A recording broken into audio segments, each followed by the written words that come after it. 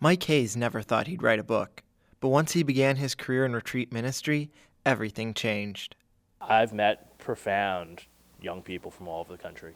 I never thought that, I never thought that I would really want to tell someone else's story. And for some reasons I said, wow, I've met a good deal of people, and they're all different, and they're all sort of this microcosm of different types of young people that are out there today.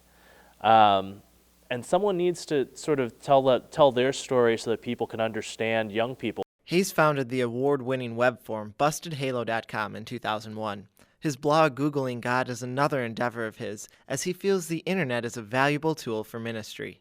I think it's affecting it greatly. Number one is that the anonymity of the internet is a real strength for us at this point in time, is that people end up using the internet to ask questions that maybe they wouldn't ask somebody else in person. At the same time, there's also this sort of spiritual community that people are longing for that they might not get right away in a parish, especially if they're young. If they're young, most often, I mean, we all know the numbers.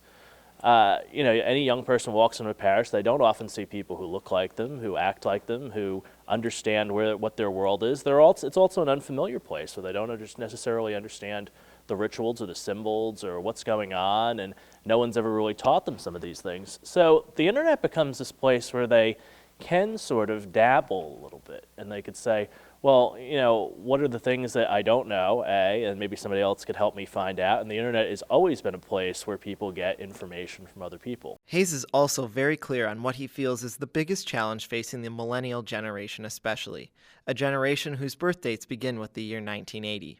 Terrorism, to be quite honest. I think that we live in this world that is all too precarious. Where at a moment's notice, any one of us could really no longer be here, and the millennials especially, I think, have been at the heart of a longing for security and a need for a religion to give them a place where they're no longer fearful, where they realize there's more to life than what meets the eye.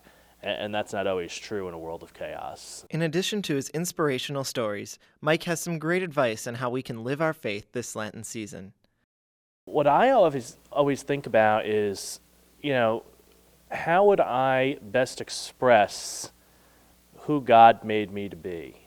For Living Our Faith, I'm Kevin Tracy.